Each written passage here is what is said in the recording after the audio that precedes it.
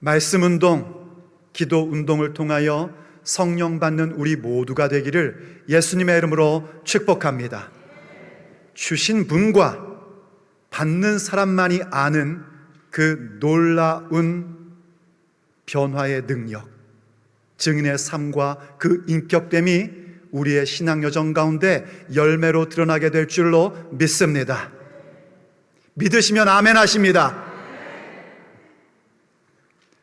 흩어진 자였던 빌립은 사마리아의 땅 가운데 가서 예수 그리스도의 복음을 증거했습니다. 그 복음의 말씀을 들은 사마리아 사람들은 믿고 세례를 받게 되었습니다.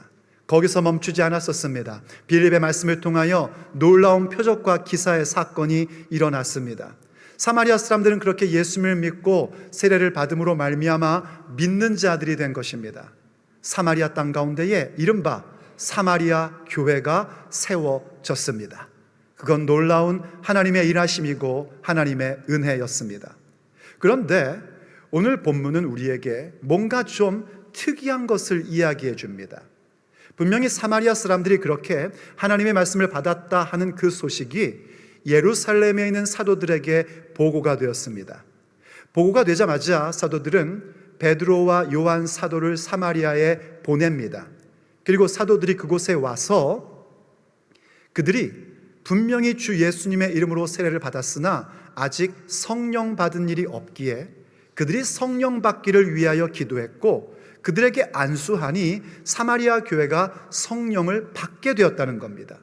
분명히 주 예수님의 이름으로 세례를 받은 자들입니다. 믿고 세례를 받는 거듭남의 사건을 가진 사람들입니다. 그런데 아직 성령이 내리지 않았답니다. 그래서 사도들이 기도하고 손을 얹으니 성령을 받았답니다. 목사님, 예수님 믿으면 성령 받은 거 아닙니까? 저 그런 얘기 들은 것 같은데요. 자, 보십시오. 오늘 분명히 여러분들이 확실하게 아셔야 됩니다. 크게 보면 예수님 믿으면 성령 받는 것 맞습니다. 하지만 우리의 믿음은 그렇게 폭넓게 갖고 있을 것이 아니라 매우 디테일하게 알고 계셔야 될 게 있습니다. 우리가 예수님을 믿고 구원받는 것, 예수님을 믿어 세례받는 것은요, 전부 다 성령님의 사역입니다. 성령님이 없이는 그 누구도 예수님을 구원자라고, 예수님을 주인이라고 고백할 수 없습니다. 우리가 예수님을 믿고 예수님 영접하고 세례받고 예수님을 나의 주인으로 고백하는 그 모든 일들은 성령님께서 우리 곁에서 그분의 사역으로 이루어 주신 일입니다. 그런데 성령께서 내 곁에서 나에게 그런 신앙의 고백을 해 주신다는 것과 성령을 받는다는 것은 완전히 다른 얘기입니다. 예수님께서는요, 성경 가운데에서 성령님에 대하여, 성령을 받는 것이 무엇인지에 대하여 매우 자세하게 가르쳐 주셨습니다. 그 가운데 특별히 이렇게 성령께서 곁에서 우리 가운데 사역하심과 성령이 우리 안에 들어오심, 곧 성령 받는 것에 대하여 분명한 설명을 해주신 적이 있습니다. 바로 요한복음 14장 17절의 말씀입니다. 한번 보십시오, 여러분. 그는 진리의 영이라. 예수님께서 설명해 주시는 겁니다. 성령님은 진리의 영이십니다. 세상은 능히 그를 받지 못하나니 이는 그를 보지도 못하고 알지도 못함이라. 그렇죠, 여러분. 세상은 성령님을 보지도 못하고 알지도 못합니다. 여러분 가운데도 세상에 속한 사람은요, 지금 무슨 얘기인지 하나도 알아듣지 못하고요, 성령님을 보지 못하고 알지 못합니다. 하지만 어떻습니까? 너희 곧 제자들은 그를 아나니 그는 너희와 함께 거하시며 또 너희 속에 계시겠음이라 하고 말씀해 주십니다. 지금 현재 주님께서 아직까지 십자가에서 죽으시고 부활하시고 승천하시기 이전입니다. 다시 말해 성령 강림이 있기 일어나기 이전의 얘기입니다. 그때 주님께서 뭐라고 하시는가? 너희들은 나의 제자이기 때문에 성령님이 너희와 현재 함께 계신다 하고 말씀해 주신 겁니다. 맞죠, 여러분? 성령님은 하나님이십니다. 그분은 언제나 계신 분이십니다. 처음부터 끝까지 영원하신 하나님이시기에 예수님의 사역 그 현장 가운데도 성령님은 계셨고 제자들은 그 모습을 보며 성령님을 체험했었습니다. 그런데 주님이 이어서 하신 말씀이 뭡니까? 또 그가 너희 안에 계시겠음이라 하십니다. 그건 미래형입니다. 예수님이 지금 말씀하신 현재 가운데 앞으로 일어날 일을 말씀하신 겁니다. 현재도 성령님이 너희와 함께, 그때 그 함께라는 전치사는요, 곁에 가까이 가까이라는 의미를 갖고 있는 말입니다. 성령님이 나와 함께, 지금 여러분 옆에 누가 있지 않습니까? 그렇게 하신 것처럼 내 곁에 함께 계시는데 앞으로 어떤 일이 벌어지는가? 그 성령님이 너희 안에 계시겠음이라 입니다. 그건 바로 그 시점에서 앞으로 일어날 성령 강림, 오순절의 성령 사건을 말씀하신 겁니다. 그것을 말씀하시는 거예요. 그게 우리에게 있어야 된단 말입니다. 이 차이를 여러분이 분명히 아시는 자가 되어야 됩니다. 예수님 믿으십니까? 세례 받으셨습니까? 그렇다면 여러분은 아셔야 됩니다. 성령님이 곁에 계셔서 여러분에게 신앙 고백하셨고 성령님의 사역은 여러분과 함께 합니다. 그런 자들에게 주께서 말씀하시는 겁니다. 성령을 받으라. 좀 더 이걸 쉽게 설명하자면 이런 겁니다. 우리가 성령님이 나와 함께 계셔서 곁에 계셔서 내가 그렇게 은혜를 받고 충만함을 경험한다는 것은 마치 무엇과 같으냐면 떨어지는 폭포수 가운데 내 몸을 집어넣는 것과 같은 것입니다. 여러분 전부 다 그 은혜의 폭포수 가운데 들어오기를 원합니다. 그래서 온몸이 젖는 거예요. 그런데 이제 폭포수에서 나와 뜨거운 태양 아래 살다 보면 다 옷이 마릅니다. 전부 다 말라버립니다. 하지만 성령을 받는다는 건 어떤 것인가? 그 뜨거운 태양 아래에서도 내 배에서부터 생수의 강이 넘쳐 나오는 것입니다. 그래서 내가 사막을 통과하는 상황일지라도 전혀 메마른 자가 아니라 오히려 그 충만함이 지속될 수 있는 것입니다. 내 안에서, 내 뱃속에서 생수의 강이 넘쳐 나오는 것, 그것이 바로 성령 받는 것입니다. 이 차이를 분명히 알고 우리는 무엇을 해야 되는가? 성령 받는 자가 되어야 됩니다. 성령 받으십시오. 아무리 여러분이 성령 충만함을 체험했다 할지라도 오늘 그렇게 얘기할 것입니다. 거듭난 자로서 성령의 폭포수 가운데 들어오는 것, 여러분 옆에 사람 성령 받는 것만 보고 구경하고 옆에 사람 성령 충만한 거 구경하고 있지 마시고요, 그 폭포수 가운데 들어오셔야 됩니다. 그러한 자들은 무엇을 할 줄 알아야 되는가? 성령님을 받는 자, 내 마음속에 내 안에 성령님의 내주하심, 이걸 성령 받기라고 얘기할 겁니다. 성령의 체험을 받은 자들은 성령 받기를 가져서 내가 흩어져 박해로 인하여 흩어진 사막 같은 건 인생 속에서도 그 모든 장렬하는 태양빛 아래에서도 메마른 자가 아니라 생수의 강이 내 뱃속에서 넘쳐 흘러나와 닿는 곳마다 나무가 일어나게 되고 잎이 무성해지고 열매를 맺게 되는 그런 우리 모두가 되기를 간절히 원합니다. 그렇다면 이제 우리는 매우 중요한 질문을 던져야 합니다. 그 성령 받기가 이렇게 우리에게 중요한 것일진데 과연 어떻게 성령을 받느냐 하는 겁니다. 어떻게 주께서 말씀하신, 명령하신 성령을 받으라 할 때에 우린 성령을 받고 성령 세례 받은 자로 살아갈 수 있겠는가 하는 것입니다. 여러분, 우리는 과연 어떻게 성령 받는 자가 될 수 있을까요? 성령 받기는 과연 무엇을 통하여 우리 가운데에 이루어지는 것일까요? 오늘 우리가 함께 들어야 할 주님의 메시지입니다. 첫째, 성령 받기는 대언의 말씀을 받기로부터 시작되는 것입니다. 대언의 말씀을 받는 자 되십시오. 성령님은요, 말씀드렸듯이 진리의 영이십니다. 그래서 말씀이 없이 그 대언의 말씀을 받지 않는 상태에서 체험을 하는 것은 항상 혼란만 가져올 뿐입니다. 그러나 말씀을 통하여 성령님의 충만함을 체험하던 받게 되면 여기에는 말씀의 능력이 나타나기 시작을 합니다. 말씀 중심으로 체험하셔야지 됩니다. 오늘 본문에서요, 이 사마리아 교회 사람들이 이 성령 받는 사건을 이야기하기 전에 오늘 본문은 그들의 현재의 상태를 이렇게 요약해 주고 있습니다. 오늘 본문 14절로 가보십시오. 예루살렘에 있는 사도들이 사마리아도 하나님의 말씀을 받았다 함을 듣고 베드로와 요한을 보냈답니다. 여러분, 사마리아에서 일어났던 일들 기억하시죠? 지난 시간에 우리가 살펴봤지 않습니까? 흩어진 자 중에 한 사람이었던 빌립이 복음을 증거했고, 복음의 증거를 듣고 믿고 세례를 받았고, 그리고 빌립의 사역을 통하여 여러 가지 기적이 일어났습니다. 귀신이 떠나가고 질병들이 나음을 입는 그 위대한 사건이 있었단 말입니다. 그런데 그러한 모든 사건들을 지금 14절에서 어떻게 요약해주고 있냐면 하나님의 말씀을 받았다라고 요약해주고 있습니다. 잘 보십시오.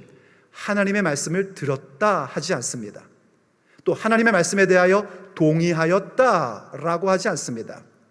하나님의 말씀을 받았답니다. 이때 받았다라는 단어는 어떤 의미냐면 이런 겁니다. 누군가를 내 집에 환영하여 드리는 것입니다. 그러니까 빌립이 전하는 하나님의 말씀을 그들은 참 괜찮은 이야기인데, 참 멋진 이야기인데, 놀라운 아이디어인데 이렇게 들었다는 얘기가 아닙니다. 하나님의 말씀으로 환영하고 자신의 인생 가운데 드렸다는 겁니다. 그 얘기는 무슨 얘기인가? 하나님의 말씀을 자신들의 모든 생각과 인생의 방향의 중심으로 삼았다는 겁니다. 그것이 하나님의 말씀을 받은 것입니다. 그게 거듭난 자들이 갖는 마음의 소원입니다. 여러분 전부 다 말씀 받기를 예수님의 이름으로 축복합니다. 어떤 말씀, 목회자들이 증거하는 말씀, 순장이 증거하는 말씀 전부 다 하나님의 말씀으로 받을 줄 아셔야 됩니다. 바로 이렇게 하나님의 말씀으로 받는 그 모습을 가질 때에 성령께서 임하십니다. 성령 받는 그 사건도요, 대언의 말씀을 받음으로 이루어집니다. 그 에스겔서라는 성경책의 37장에 보면은요, 하나님께서 에스겔 선지자를 마른 뼈 골짜기로 보내십니다. 마른 뼈라는 건 죽은 지 오래되었다는 겁니다. 도대체 살아날 가망이 없는 것이죠. 그런데 하나님께서 에스겔 선지자에게 물으십니다. 저 뼈가 살아나겠느냐? 여러분, 하나님께서 불가능한 걸 물으실 때는 어떻게 답변합니까? 주께서 아시나이다. 그러자 하나님께서 말씀하시죠. 대언하라. 그래서 하나님의 말씀을 받아 에스겔이 그 뼈들을 향하여 대언합니다.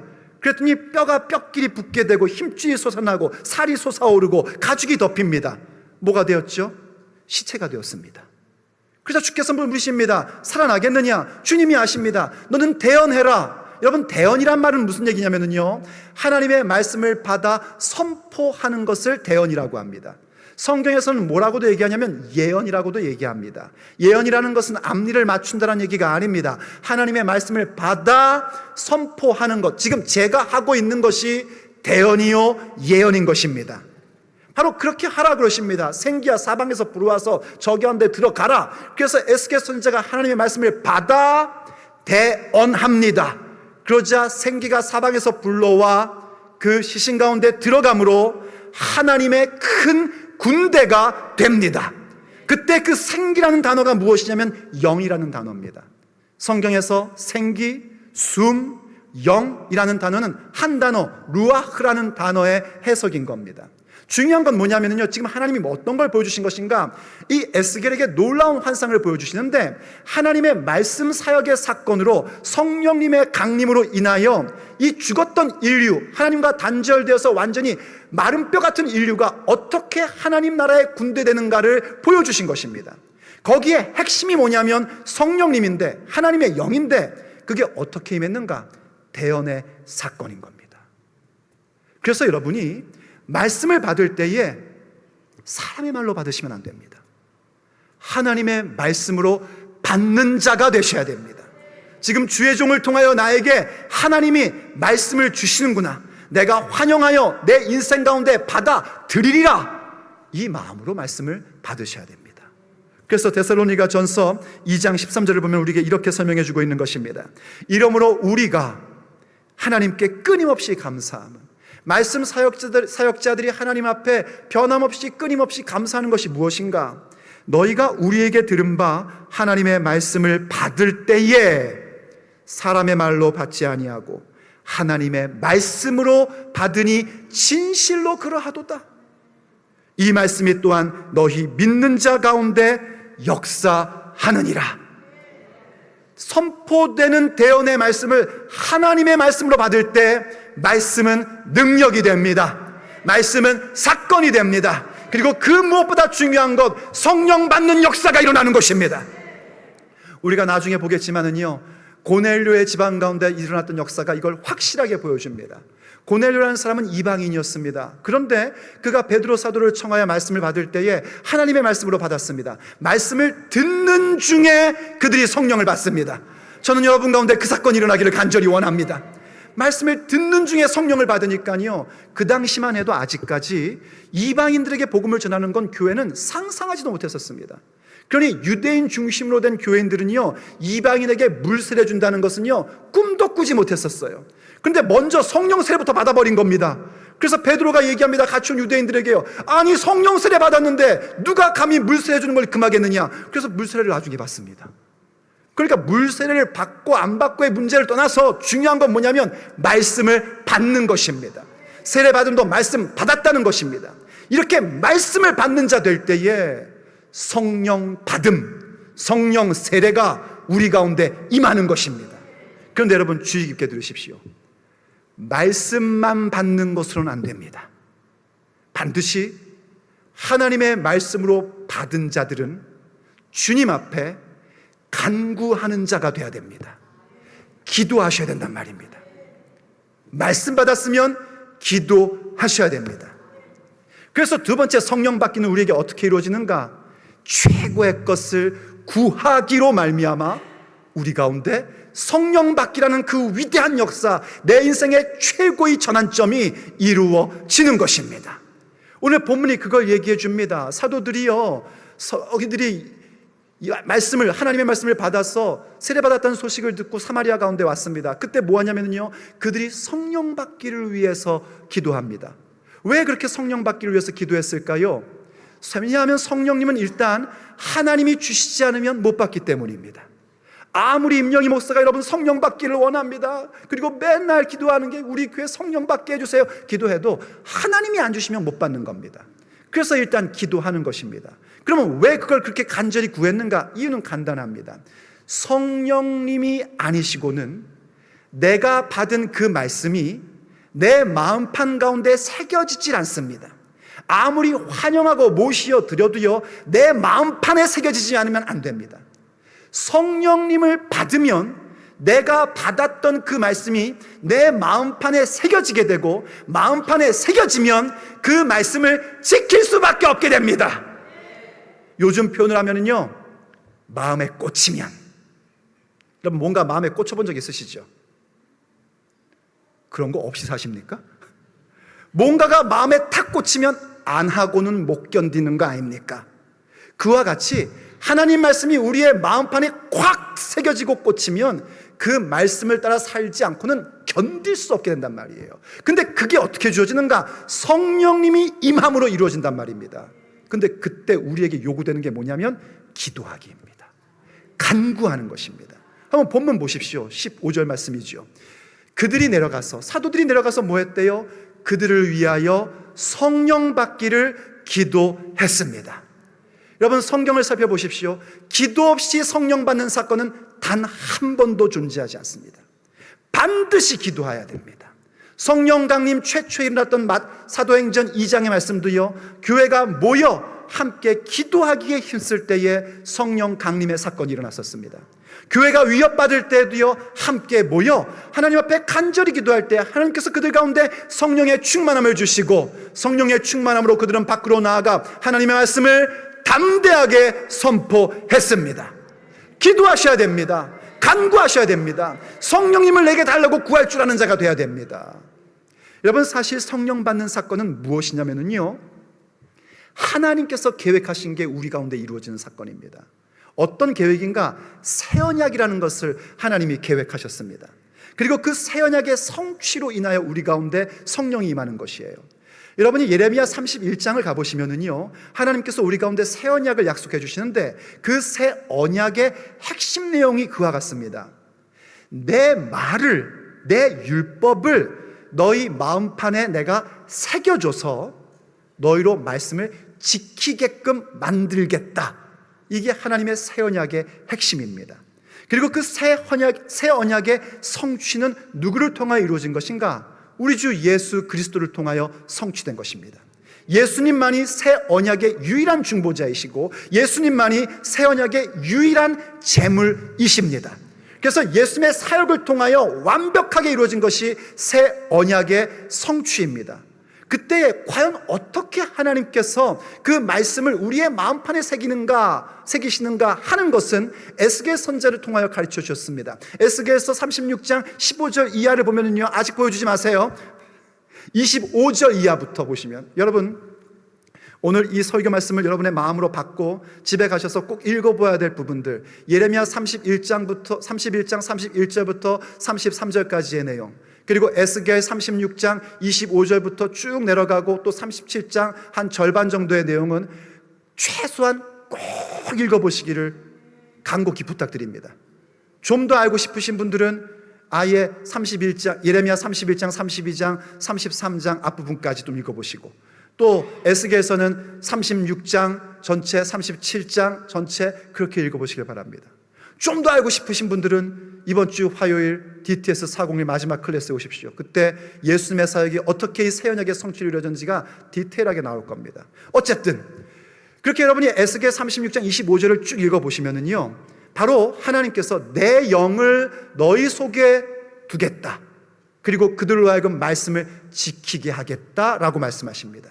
다시 말해 거기에 굉장히 중요한 핵심이 뭐냐면, 이렇게 하나님께서 하나님의 영, 성령님을 우리 속에 두고 곁에서 충만케 하신 정도가 아니라 우리 속에 두시고, 그래서 부드러운 마음을 주시고 하나님의 말씀이 새겨진 바 되어 그 말씀을 지키며 살아가는 것, 누가 하시겠다는 것인가? 하나님이 하시겠다는 겁니다. 하나님이 내 이름을 위하여, 하나님의 명예를 위해서 이 놀라운 사건을 내가 이루어내고야 말 것이다, 그렇게 말씀하셨습니다. 그럼에도 불구하고 그렇게 말씀하신 에스겔 36장에서 뒤에서 뭐라고 말씀하시는가? 이렇게 말씀하신 겁니다. 37절 말씀 보여주세요. 주 여호와께서 이같이 말씀하셨느니라. 그래도 곧 하나님께서 새 언약의 성취를 직접 이루실 것이고 마음판에 하나님의 말씀을 새겨주실 것이고, 그래서 우리로 하여금 말씀을 지킬 수밖에 없게끔 만들어 주실 것인데, 그래도 이스라엘 족속이, 하나님의 사람들이, 믿는 자들이 이같이 자기들에게 이루어 주시기를 어떻게 해야 돼요? 어떻게 해야 돼요? 구하여야 할지라 내가 그들의 수요를 양떼같이 많아지게 할 것이다. 할렐루야. 구하셔야 된단 말입니다. 주님, 내게 주신 이 말씀 내가 받았사오니 이 말씀이 내 마음판에 새겨지도록 성령님을 내게 부어주옵소서. 성령 받기 원합니다. 구하셔야 됩니다. 그래서 예수님도 말씀하셨지 않습니까? 구하라, 찾으라, 문을 두드리라. 마태복음 7장 11절에 보니 너희가 악할지라도 자식에게 좋은 것을 줄 줄 알거든 하물며 하늘에 계신 너희 아버지께서 구하는 자에게 좋은 것을 주시지 않겠느냐? 그때 그 좋은 것은 최고의 것을 얘기하는 겁니다. 최고의 것을 주시지 않겠느냐? 그 최고의 것이 무엇인지는요, 병행구절인 누가복음 11장 13절에서 말씀하십니다. 그때도 똑같이 말씀하십니다. 너희가 악할지라도 자식에게 좋은 것을 줄 줄 알거든 하물며 하늘에 계신 너희 아버지께서 구하는 자에게 성령을 주시지 않겠느냐? 구하셔야 됩니다. 사모하셔야 됩니다. 성령 받기를 사모하셔야 됩니다. 구하는 자에게 주십니다. 여러분, 우리가 구해야 될 것 참 많은 거 알고 있습니다. 뭐 사업 문제도 구해야 되고, 재정 문제도 구해야 되고, 건강 문제도 구해야지 되고, 자녀 문제도 구해야지 되고, 취직 문제도 구해야지 되고, 구할 거 많은 거 압니다. 열심히 구하십시오. 하지만 최고의 것을 구할 줄 아셔야 됩니다. 그게 지혜입니다. 최고의 것을 구하면 이 모든 것은 하나님께서 더하여 주십니다. 성령 받기 구하십시오. 간구하십시오. 사모하십시오. 그러면 성령께서 여러분 가운데 임하십니다. 말씀이 새겨지게 하십니다. 말씀을 지킬 수밖에 없는 존재로 만들어 주십니다. 그러니 기도하라는 겁니다. 기도하셔야 됩니다. 그런데 여러분, 이것만으로도 충분하지 않습니다. 목사님, 저 말씀 그래도 하나님 말씀으로 봤는데요, 저 그래도 나름 기도하는 것 같은데 왜 이렇게 무슨 일만 생기면 저는 시험에 빠지고 그냥 맨날 입에서 나오니 불평과 욕밖에 없고 왜 이럴까요 도대체? 분명히 믿는데. 그 이유는 다음에 중요한 그 파트를 여러분들이 놓치고 있기 때문입니다. 그것은 바로 하나님이 세우신 질서 아래 나를 낮추고 겸손의 자리로 가는 것입니다. 그래서 세 번째 성령 받기는 누구에게 이루어지는 사건인가? 하나님이 세운 질서 아래에 나를 낮추는 자, 나를 하나님의 질서 아래 낮아지기를 갖는 자들에게 성령 받기의 위대한 역사는 이루어집니다. 성령님은요, 항상 겸손한 자와 함께 일하십니다. 겸손한 자에게 임하시고 교만한 자와는 일하시는 법이 없으십니다. 항상 겸손한 자, 자기를 낮추는 자에게 성령님은 임하시고 그들을 통하여 성령님의 능력을 나타내 보여주십니다. 겸손이 뭘까요? 겸손은요, 교회에서 사역시키면 뒤로 빼는 게 겸손이 아닙니다. 저는 겸손하여 뒤로 빼나이다. 아니요, 그건 둘 중에 하나입니다. 하기 싫어서 그러는 것인지, 아니면 자기를 좀 더 돋보이고 싶어서. 목사님 2번만 더 물어보세요. 그런 겁니다. 그건 겸손이 아닙니다. 오늘 본문에서 가르쳐주는 겸손, 굉장히 중요한 2가지가 있는데요, 하나는 내가 거듭난 사람이고 세례받은 자일지라도 성령 받지 못했음을 정직하게 고백하는 겁니다. 그리고 또 하나는 하나님이 세우신 질서 아래에 내가 기꺼이 낮아지는 것입니다. 그게 겸손입니다. 바로 이 내용입니다. 오늘 본문으로 돌아가 보십시오. 16절과 17절 말씀입니다. 이는 아직 한 사람에게도 성령 내리신 일이 없고, 잘 보세요, 오직 주 예수님의 이름으로 세례만 받았답니다. 그러니까 이들이 세례를 형식적으로 받은 게 아닙니다. 주 예수님의 이름으로, 예수님이 내 인생의 구원자여 주인임을 고백하며 세례를 받은 겁니다. 성령님께서 곁에서 그분의 일하심으로 신앙 고백해 주셨고, 그로 말미암아 성령의 체험으로 폭포수 가운데 들어와 충만함도 경험한 거란 말입니다. 이해가 되시면 아멘 하십니다.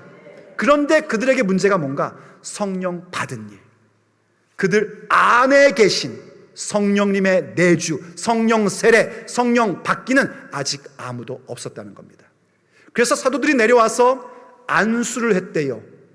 그랬더니 18절 말씀, 17절 말씀, 이에 2 사도가 그들에게 안수함에 성령을 받는지라. 안수를 했답니다. 이 안수한 건 무엇을 얘기할까요? 안수라는 건 그런 겁니다. 안수를 주는 사람의 입장에서는 이것은 능력의 전달이고요, 동시에 하나님의 은총을 기원하는 것입니다. 그래서 안수하는 겁니다. 그리고 안수를 받는 자의 입장에서 안수란 무엇인가? 그 사람의 권위 아래 나를 낮추는 것입니다.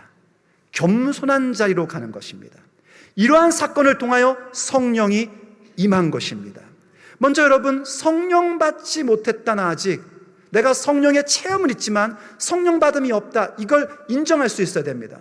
그럼 어떻게 내가 그저 성령을 체험한 정도인지 성령을 정말 받은 자인지를 구별할 수 있을까요? 그건 안타깝게도 뜨거운 태양 아래 들어가 봐야 합니다.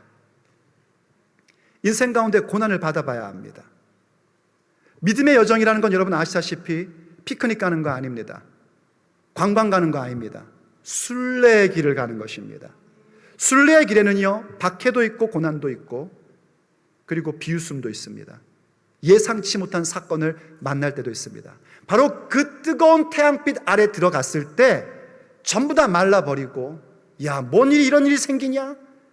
기도도 안 하고 말씀도 안 보고, 그래서 예배당도 안 나오고 예배도 안 드리고 맨날 남 흉이나 보고 욕이나 하고 그러고 있으면 여러분들은 분명히 예수님 믿긴 믿는데 아직 성령 받은 사람 아닙니다.